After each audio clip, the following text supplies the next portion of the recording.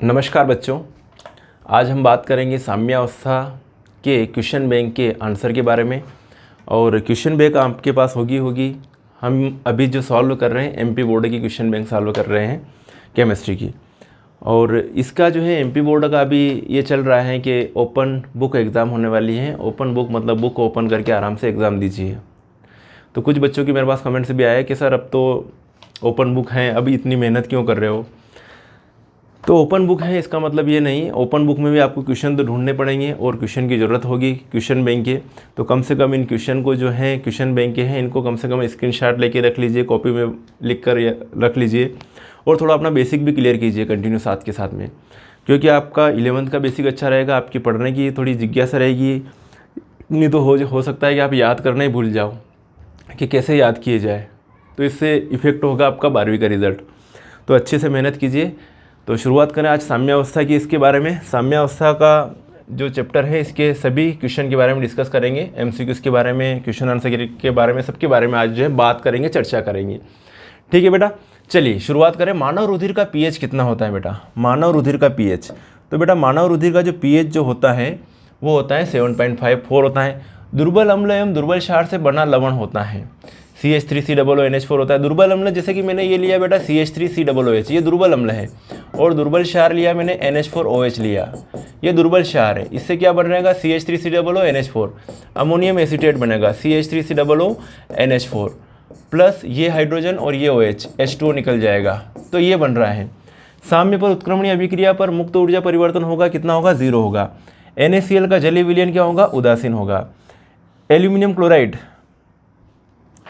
Chloride जो है, आगे बात करें, एल्यूमिनियम क्लोराइड है क्या है? ब्रोस्टेड अम्ल है, आरिनियस अम्ल है, लुईस अम्ल है या लुईस क्षार है? तो बेटा एल्यूमिनियम क्लोराइड जो है वो है लुईस अम्ल है।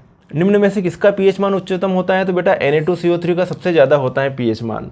क्या होता है? Na2CO3 का पीएच मान सबसे ज़्यादा होता है, 11 पीएच होता है।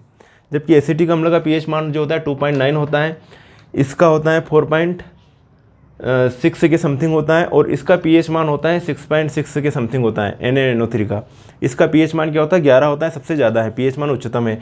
पीएच मान जो होता है 0 से लेकर 14 तक होता है। मेरी बात आप समझे बेटा? चलिए, बहुत बढ़िया।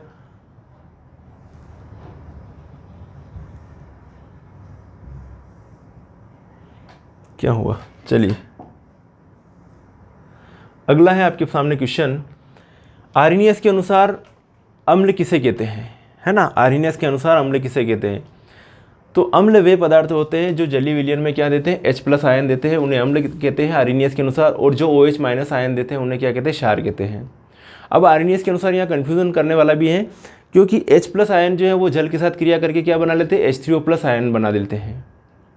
क्या बना लेते हैं? H3O+ आयन बना देते हैं।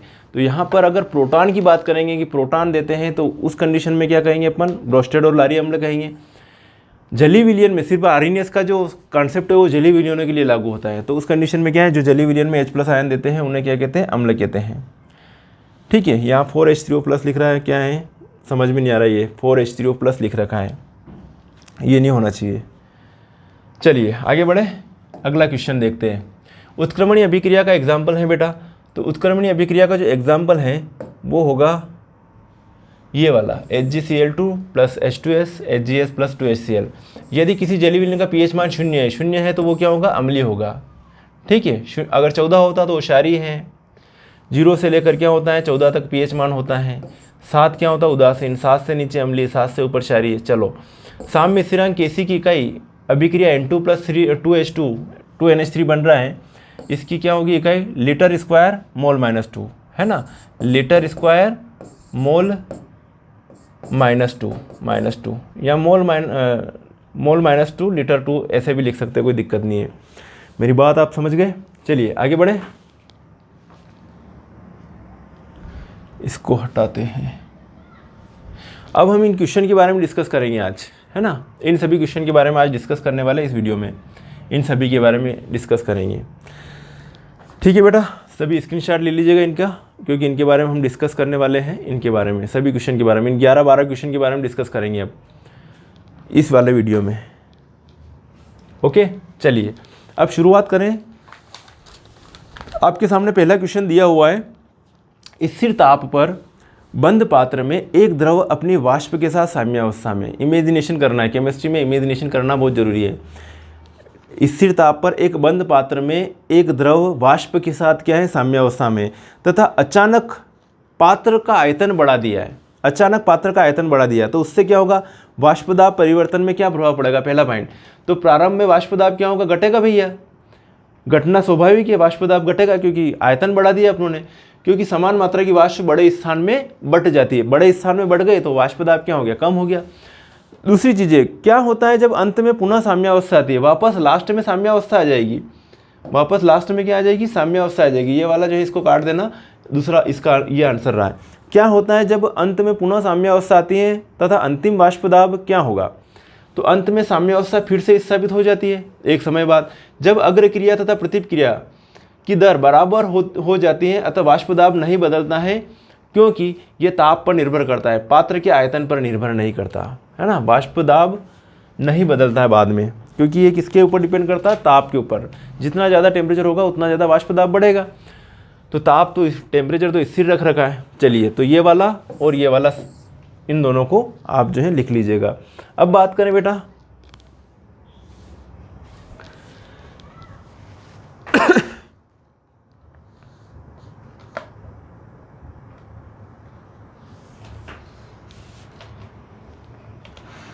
क्वेश्चन है आपके पास, साम्य स्थिरांक का व्यंजक लिखते समझ जाइए कि शुद्ध द्रवों एवं ठोसों की उपेक्षित क्यों किया जाता है।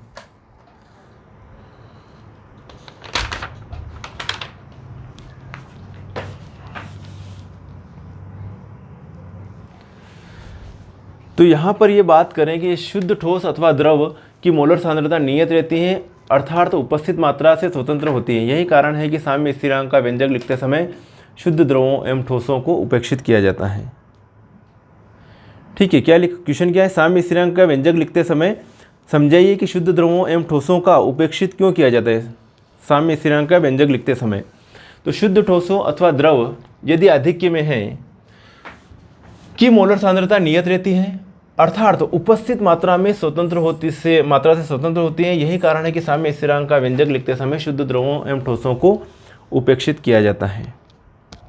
ओके, नियत रहती है, मोलर सांद्रताएं नियत रहती हैं और उपस्थित मात्रा स्वतंत्र होती है। यही कारण है कि साम्य स्थिरांक का व्यंजक लिखते समय शुद्ध द्रवों एवं ठोसों को उपेक्षित किया जाता है। मोलर सांद्रता नियत रहती है, बस और कुछ नहीं इसके लिए। अगला है आपके सामने क्वेश्चन, एक गैस अभिक्रिया के लिए आपके पास में गैस अभिक्रिया इस तरीके से लिखी हुई है बेटा, Kc, ध्यान से देखना, Kc बराबर ये लिखा आप लोगों ने NH3 की पावर 4, O2 की पावर 5, फिर लिखा आप लोगों ने NO की पावर 4 और फिर लिखा आप लोगों ने H2O की पावर 6।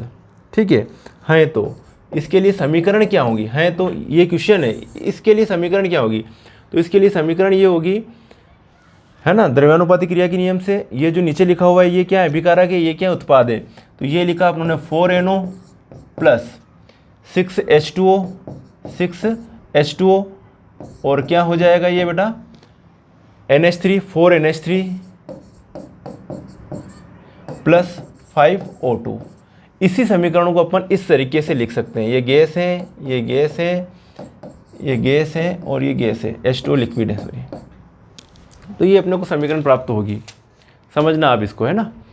तो ये होगा, ये अपने को, इसके लिए अपने को समीकरण ये मिलेगी कि साम्य स्थिरांक के व्यंजक के अनुसार अभिक्रिया, इसकी जो है अभिक्रिया इसी होगी। अगला है क्वेश्चन बेटा जी, क्वेश्चन है आपके पास, एक अभिक्रिया दे रखी है। अभिक्रिया क्या दे रखी है आपके पास में, ध्यान से देखना, बड़ी मस्त अभिक्रिया है। अभिक्रिया दे रखी है, आपके सामने लिखा हुआ है CH4, ये गैस प्लस H2O, ये भी गैस है, और ये हो रहा है ये CO, ध्यान से देखना, CO गैस प्लस ये लिखा 3H2, ये भी है गैस।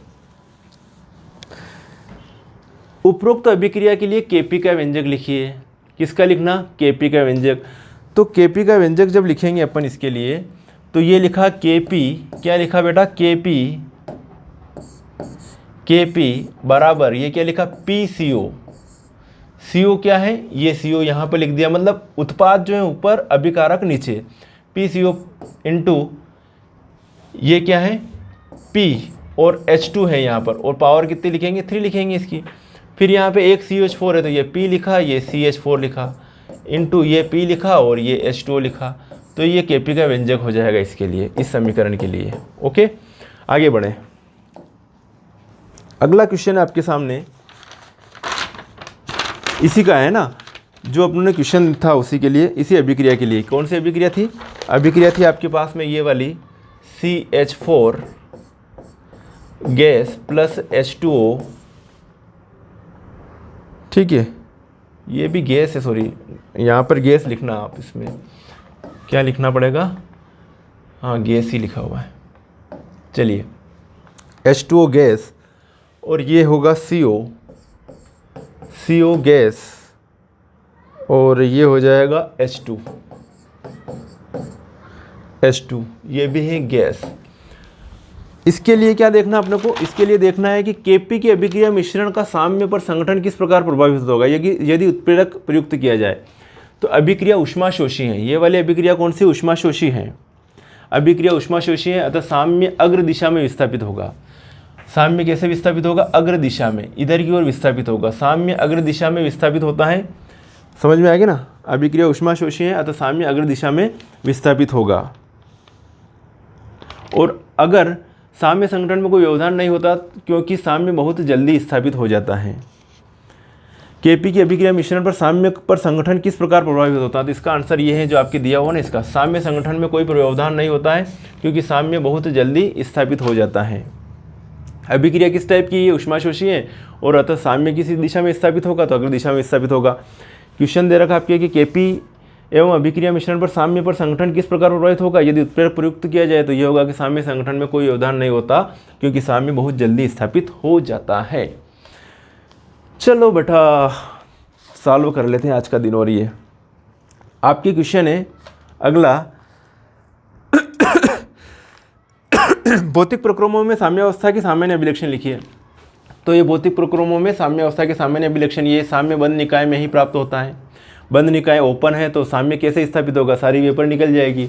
तो भौतिक प्रक्रम जो है साम्य बंद निकाय में ही प्राप्त होता है, अर्थात जब निकाय व पारिपार्श्विक के बीच द्रव्य का आदान प्रदान नहीं होता है ना, द्रव्य का आदान प्रदान नहीं होता है, तो उस कंडीशन में ये होता है। साम्यावस्था सदैव गतिशील प्रकृति की होती है। अग्र और प्रतिप प्रक्रम दोनों साथ साथ घटित होते हैं, है ना। साम्यावस्था मतलब अग्र और प्रतिप, ये तो फॉरवर्ड हो गया, और ये बैकवर्ड को कहते हैं प्रतिप। Reactant to product, product to reactant. तो साम्यावस्था सदैव गतिशील प्रकृति की होती है। अग्र और प्रतिप प्रक्रम दोनों साथ साथ घटित होती हैं। अग्र और प्रतिप अभिक्रियाओं की दर क्या होती है, समान होती हैं। ये किसका आंसर है बेटा, ये वाला जो आंसर है, आंसर 5 नोट करते जाइएगा। आंसर 5 है, ये क्वेश्चन 5 का आंसर है। अब है अगला क्वेश्चन आपके पास, क्वेश्चन 6। सॉरी, इसमें जो है और चीज़ें भी आ रही है इसी के साथ। क्वेश्चन 5 में आंसर 5 में ये भी आंसर 5 में है कि साम्यावस्था तंत्र की मापनीय गुण स्थिर रहते हैं। इसका कारण यह है कि पदार्थ का सांद्रण दोनों प्रावस्थाओं में स्थिर रहता है। एग्जाम्पल दे रखा है, दिए गए ताप पर उसके लिए किसी एक पैरामीटर जो दे रखे हैं, गलनांक, विलायक की सांद्रता, उत्पाद से अभिकारक का अनुपात आदि के स्थिर मान द्वारा भौतिक साम्य का वर्णन किया जाता है। किसी भी अवस्था में इन पैरामीटरों का परिमाण भौतिक प्रक्रिया के विस्तार को प्रदर्शित करता है, जो साम्य तक पहुंचने के पहले तक चलता है। तो ये है लक्षण, है ना, अभिलक्षण। अब बात करें, क्वेश्चन है आपके सामने, ये भी लिख सकते हो साम्यावस्था के अभिलक्षण, ये भी उसी का है आंसर। जो है आप जो लिख रहे हो ना, 5 का ही आंसर है। ये भी लिख सकते हो चाहो तो डायरेक्टली। अलग अलग स्क्रीनशॉट लिए मैंने, PDF बनाई आपके लिए, मेहनत की गई काफ़ी। ओके, आंसर 5 का ये भी लिख सकते हो, या फिर ये जो लिखा ना मैंने, ये 2 अलग अलग, ये भी आप दे सकते हो, है ना। यहाँ से शुरुआत करो तो ये दोनों लिख लेना, या फिर ये भी लिख लेना, कोई दिक्कत नहीं है। आगे बात करें ली शातिल्य का सिद्धांत, ला शातिल्य का सिद्धांत।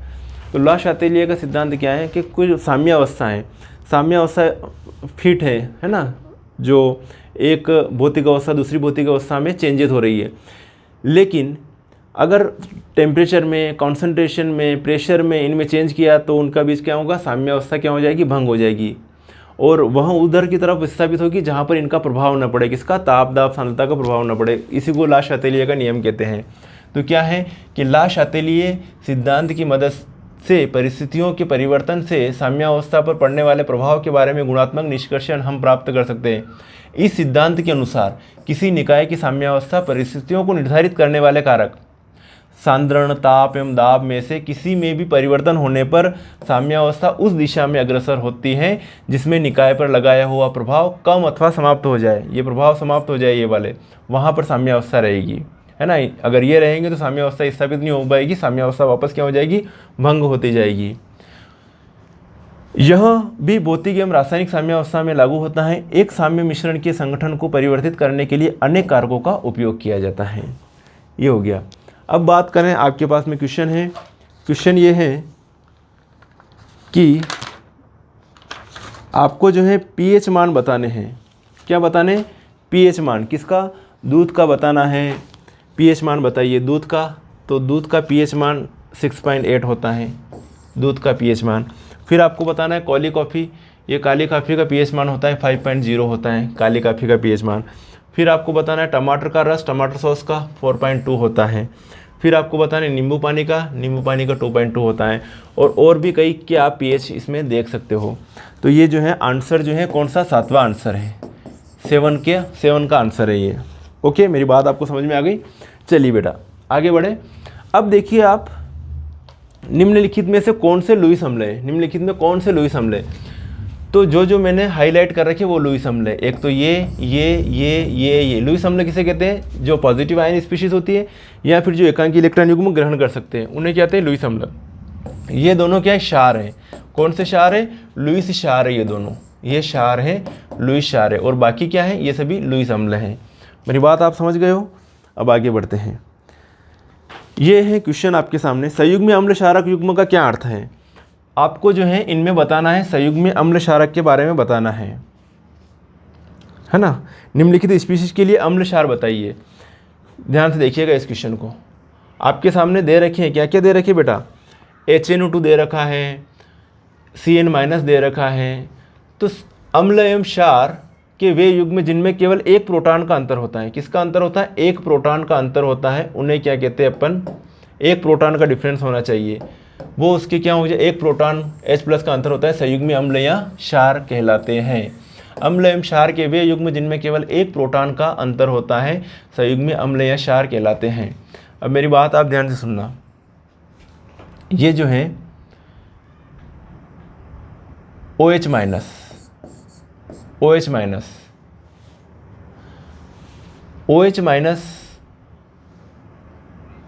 को अगर अपन एक प्लस दे दें तो ये क्या, प्रोटॉन ग्रहण कर रहा है, ये प्रोटॉन ग्रहण कर रहा है, तो ये क्या हो गया, क्षार।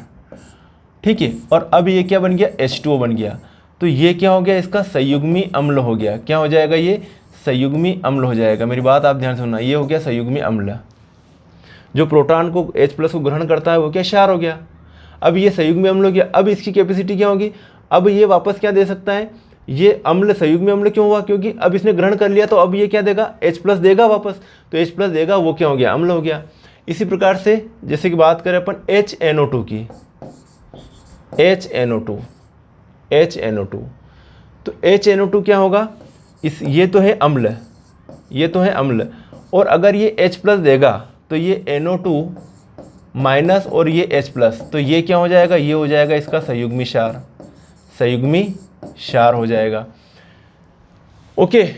CN-, क्या लिखा आप लोगों ने, CN-, तो CN- एक H+ ग्रहण करेगा, तो ये तो हो गया, H+ को ग्रहण कर रहा है, तो ये क्या, ग्रहण करने वाले क्या होते हैं, क्षार होते हैं।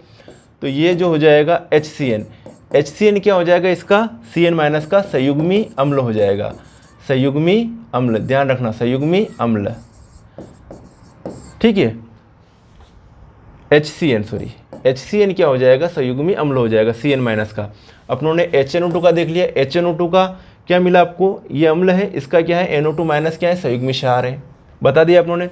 CN- क्या है, क्षार है, इसका क्या, HCN क्या हो जाएगा, संयुग्मी अम्ल हो जाएगा, ये संयुग्मी अम्ल हो जाएगा। HNO2 क्या, HNO2 का बता दिया आप लोगों ने, क्या बता दिया, NO2 माइनस बता दिया। फिर क्या, HClO4, HClO4, HClO4 का ClO4 माइनस क्या हो जाएगा, संयुग्म क्षार हो जाएगा, एक H प्लस निकल जाएगा। तो ठीक है, HClO4 ये लिखा आप लोगों ने HClO4, ठीक है, इसमें से एक H प्लस निकल जाए तो H प्लस दिया इसने, तो ये तो क्या हो गया, अम्ल हो गया। और ये क्या बचा, ClO4 माइनस, तो ये क्या हो गया, क्षार। और कौन सा क्षार होगा, इस अम्ल से बना, तो इसलिए इसको क्या कहेंगे, अम्ल का जो से क्षार जो बनता है उससे क्या कहते हैं, संयुग्मी क्षार कहते हैं। और क्षार से जो अम्ल बनता है उसे संयुग्मी अम्ल कहते हैं। तो ये क्या बना, संयुग्मी क्षार बना, संयुग्मी क्षार बना। मेरी बात को ध्यान से सुनना आप। तो इसका HClO4 का संयुग्मी क्षार कौन सा हो गया, ClO4 माइनस। अब क्या बचा, F माइनस, तो ये रहा F माइनस। F माइनस का संयुग्मी अम्ल, मतलब ये तो क्षार हो गया, इसका संयुग्मी अम्ल कौन हो जाएगा, HF हो जाएगा। ऐसे ही OH माइनस, OH माइनस का संयुग्मी अम्ल क्या हो जाएगा, H2O हो जाएगा। ओके, ऐसे ही CO3 माइनस, CO3 माइनस ने जो है H को ग्रहण किया, तो ये HCO3 माइनस बन गया, ये क्या हो गया, इसका संयुग्मी अम्ल हो गया। S2 माइनस, S2 माइनस ने ये है HS minus, sorry HS minus, तो ये HS माइनस क्या हो जाएगा, इसका संयुग्मी अम्ल हो जाएगा H2 माइनस का। तो ये किसी के संयुग्मी अम्ल बताने, किसी के संयुग्मी क्षार बताने, इन दोनों के आपको संयुग्मी क्षार बताना, बाकी के संयुग्मी अम्ल बता के इतिश्री कर लेना। तो ये वाला क्वेश्चन आपका सॉल्व हो गया। मेरी बात आप समझे। ये कौन सा वाला आंसर है बेटा, आंसर क्वेश्चन 9 का आंसर है, क्वेश्चन 9 का आंसर है ये। आगे बढ़े अब, चलिए अब देखिए आप, क्वेश्चन है आपके सामने, H2O HSO3 माइनस है ना, दे रखी है आपके सामने, एक दे रखा है ये H2O HCO3 माइनस और HSO4 माइनस और NH3 दे रखा है, ठीक है, NH3। तो ब्रोस्टेड अम्ल तथा क्षारक दोनों की भांति व्यवहार करते हैं, प्रत्येक के संयुग्मी अम्ल तथा क्षारक बताइए, प्रत्येक के संयुग्मी अम्ल तथा क्षारक बताइए। इनके संयुग्मी अम्ल भी बताने हैं और संयुग्मी क्षारक भी बताने हैं, दोनों चीज़ें बतानी हैं। प्रत्येक के संयुग्मी अम्ल तथा क्षारक बताइए। चलिए बताते हैं, देखिए। तो जो H2O है, ये H2O, ध्यान से देखना, मेरी बात को ध्यान से सुनना। ये जो H2O जो दिया हुआ है, ये जो H2O है, H2O का संयुग्मी अम्ल अगर H प्लस ग्रहण कर रहा है ना, तो संयुग्मी अम्ल क्या हो जाएगा, H3O प्लस हो जाएगा। और इसका संयुग्मी क्षार क्या हो जाएगा, OH माइनस हो जाएगा इसका संयुग्मी क्षार, ठीक है। ऐसे HCO3 माइनस, HCO3 माइनस का अगर इसने प्रोटॉन ग्रहण किया तो H2CO3 बन गया, तो H2CO3 HCO3 का क्या हो, संयुग्मी अम्ल हो गया। और ये CO3 माइनस क्या हो जाएगा, इसका संयुग्मी क्षारक हो जाएगा। इसी प्रकार HSO4 माइनस एक H प्लस ग्रहण किया तो ये क्या बन गया, इसका संयुग्मी अम्ल बन गया H2SO4। और इस यहाँ पर एक H प्लस निकला तो ये क्या हो गया, इसका SO4 माइनस क्या हो जाएगा, संयुग्मी क्षारक हो जाएगा। NH3 ने एक ग्रहण किया प्रोटॉन तो क्या बन गया, ये संयुग्मी अम्ल बन जाएगा। NH4 प्लस NH3 का क्या है, ये NH4 प्लस क्या हो जाएगा, संयुग्मी अम्ल हो जाएगा। और अगर इसने एक H प्लस दे दिया तो ये NH2 माइनस बन रहा है, तो NH2 माइनस क्या हो जाएगा, संयुग्मी क्षार हो जाएगा। मेरी बात आपको समझ में आई होगी, ठीक है बेटा। चलिए मेहनत करते रहिए, कोई दिक्कत नहीं, धीरे धीरे सारी चीज़ें समझ में आएगी। क्वेश्चन 11वां है आपके पास में, OH माइनस निम्नलिखित को लुईस अम्ल तथा क्षारकों में वर्गीकृत कीजिए तथा बताइए कि ये किस प्रकार लुईस अम्ल तथा क्षारक के समान व्यवहार करेंगे, लुईस अम्ल तथा क्षारक के समान व्यवहार करेंगे। तो अगर मैं आपको डायरेक्टली बताऊं तो जो एकांकी इलेक्ट्रॉन युग्म देते हैं उन्हें क्या कहते हैं, लुईस क्षार कहते हैं।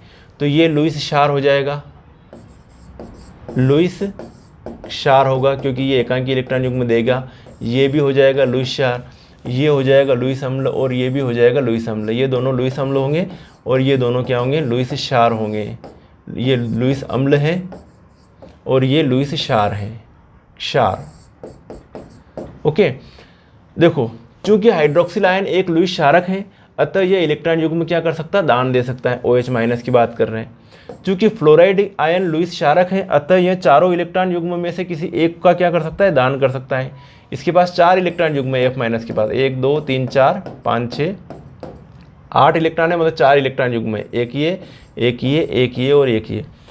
अब अगला है आपके पास ये है, चूंकि प्रोटॉन लुईस अम्ल है, H+ क्या है, लुईस अम्ल है, H+ को हम क्या कहेंगे, लुईस अम्ल है, अतः हाइड्रोक्सिल आयन तथा फ्लोराइड आयनों जैसे क्षारकों से इलेक्ट्रॉन युग्मन ले सकता है। चूंकि बोरान ट्राइफ्लोराइड क्या है, लुईस अम्ल है, अतः अमोनिया अथवा अमीन अणुओं आदि क्षारकों से इलेक्ट्रॉन युग्म को ग्रहण कर सकता है। तो यहाँ पर मेरी बात आपको समझ में आ गई होगी कि किनको लुईस अम्ल कहेंगे, किनको लुईस क्षारक कहेंगे। लुईस क्षारक कौन से, ये दोनों लुईस क्षारक हैं और ये दोनों क्या है, लुईस अम्ल हैं। आज का लास्ट क्वेश्चन बच्चा आपके सामने, OH- हाइड्रोनियम एवं हाइड्रोक्सिल आयन को समझाइए। बेटा हाइड्रोनियम आयन किसे कहते हैं और हाइड्रोक्सिल आयन किसे कहते हैं, सबसे पहले ये बात कर लेते हैं, हाइड्रोनियम आयन और हाइड्रोक्सिल आयन। तो H3O+, इसको कहते हैं अपन हाइड्रोनियम आयन। क्या कहते हैं, हाइड्रोनियम,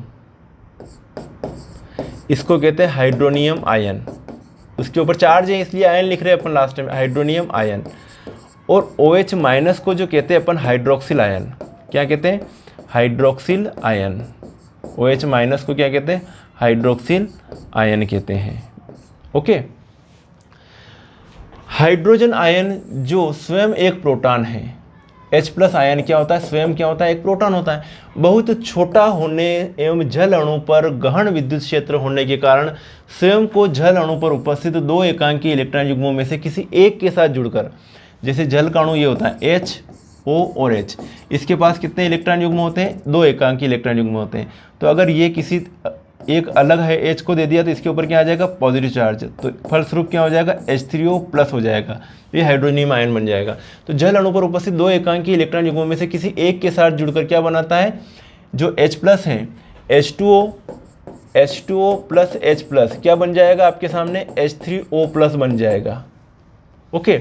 इस स्पीशीज को कई यौगिकों, एग्जाम्पल दे रखा है H3O+ Cl- में ठोस अवस्था में पहचाना गया है। जलीय विलयन में हाइड्रोनियम आयन फिर भी जल योजित होकर क्या बनाते हैं, H5O2+, H7O3+, वो H9O4+ सदृश स्पीशीज बनाते हैं। इसी प्रकार हाइड्रोक्सिल आयन मतलब OH आयन, OH- आयन जल योजित होकर कई ऋणात्मक स्पीशीज बनाता है। OH- आयन H3O2- बनाता है, H3O2- बनाता है, H5O3- बनाता है। कौन बनाता है, ये OH- आयन बना रहा है, ये जल के साथ मिलकर। ओके, जल योजित होकर H7O4- बनाता है। तो ये वाली स्पीशीज कौन बना रहा है, OH- आयन बना रहा है। ये वाली स्पीशीज कौन बना रहा है, H+ आयन, H3O+ आयन बना रहा है, हाइड्रोनियम आयन बना रहा है ये वाली स्पीशीज। और ये वाली स्पीशीज OH- आयन बना रहा है, हाइड्रोक्सिल आयन।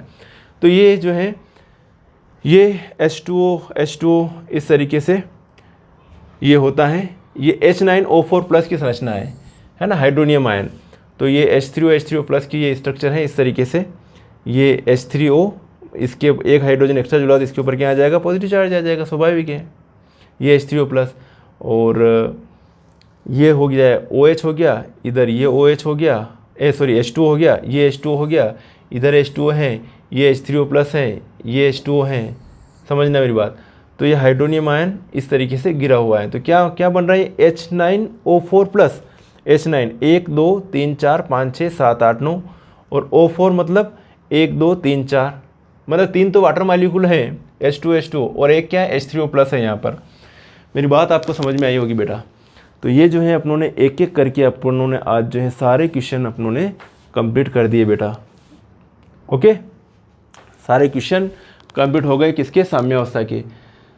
तो अब जो है थोड़ा सा उदासीनता इसलिए आ गई पढ़ाने में, आप देख रहे होंगे उदासीनता थोड़ी इसलिए आई है क्योंकि वो जो ओपन बोर्ड होने से क्या हुआ कि बच्चों में थोड़ा पढ़ने की जो है वो जो इच्छा होनी चाहिए, एग्ज़ाम तो होनी चाहिए मेरे हिसाब से, क्योंकि जब उस जो चीज़ साल भर पढ़ते हैं उसके लिए एग्ज़ाम ही नहीं होगी तो फिर कैसे प्रूव होगा, कैसे क्या होगा। ठीक है, परीक्षाएँ होनी चाहिए वैसे तो, लेकिन फिर भी चलो कई बच्चों की दिक्कत थी, उसके कारण गवर्नमेंट ने जो फैसला लिया वो सही है, ठीक है, गवर्नमेंट के अकॉर्डिंग। कई मायनों में ठीक भी हो सकता है, कई मायनों में गलत भी हो सकता है। हर एक चीज़ के जो है पॉजिटिव और नेगेटिव दोनों पक्ष होते हैं, दोनों पहलू होते हैं। तो अलग अलग कंडीशन हो सकती है, कोई दिक्कत नहीं है। पहलू जो भी हो, लेकिन अपने को तो पढ़ाई करना है और अच्छे से परसेंटेज बनाने हैं। मतलब परसेंटेज तो वैसे बन जाएंगे, लेकिन ट्वेल्थ के लिए बोल रहा हूँ, आपको ट्वेल्थ में अच्छे परसेंटेज बनाने हैं। नॉलेज बढ़ाते रहना है, क्योंकि अगर आपको नॉलेज नहीं होगा तो आने वाले टाइम में आप जो भी एग्ज़ाम दोगे वो कैसे फाइट करवाओगे, आपकी सीटिंग कैपेसिटी कैसे बढ़ा पाओगे। ओके, तो ये है, ये सारे आज मैंने स्लाइडें करवा दी, सभी कुछ हो गया आपके लिए, कोई दिक्कत? ठीक है, थोड़ा फास्ट समझाया, क्योंकि ये इसलिए मैंने फास्ट समझाई ये सारी चीज़ें कि आपको जो है सिर्फ बताना था कि किसके क्या आंसर है, क्योंकि समझने का थोड़ा टाइम लगता है, समझाने में सारी चीज़ें, वीडियो बहुत लेंथी हो जाता, बड़ा हो जाता है इसलिए। तो साथियों, आपको जो है जो क्लास 11 के स्टूडेंट हैं वो रेगुलर बने रहे इस चैनल पर, और आप अपने साथियों को, अपने दोस्तों को शेयर कीजिएगा वीडियो। चैनल पर पहली बार आए हो तो चैनल को सब्सक्राइब कर घंटी ज़रूर बजा दीजिएगा, ताकि जो भी न्यू नोटिफिकेशन आए वो सबसे पहले आप तक पहुँचे। दूसरी बात यह है कि अब जो है अगर आपको रेगुलर पढ़ना है, रेगुलर कोर्सेज़ लेने हैं, अवेलेबल रहेंगे इस बार। क्लास 12 की रेगुलर क्लास भी लेऊँगा मैं। इसके लिए मैं आपको हर एक वीडियो के डिस्क्रिप्शन में मेरे मोबाइल नंबर दे दूँगा, तो वहाँ से जो है आप देख सकते हो, मतलब कुल मिला के मोबाइल नंबर से कांटेक्ट कर सकते हो, और अगर आपको रेगुलर पढ़ना है तो उस कंडीशन में। ओके साथियों, मिलेंगे फिर नेक्स्ट वीडियो में, तब तक के लिए बाय और thank you so much for watching.